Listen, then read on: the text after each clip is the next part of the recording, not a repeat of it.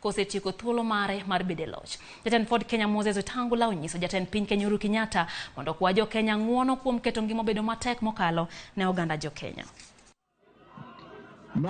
Si ameanza tena kusema ako na shida na IBC. Ameanza kugombana na Chebukati. Amesema sijui ako na shida na fomu gani. Sijui ako na shida na register. Akianza hiyo maneno mjue amejua ya kwamba tutamshinda asubuhi na mapema. My friend Mr. President, sisi tunakuheshimu. Sisi ni marafiki wako, ndio tulisimama na wewe.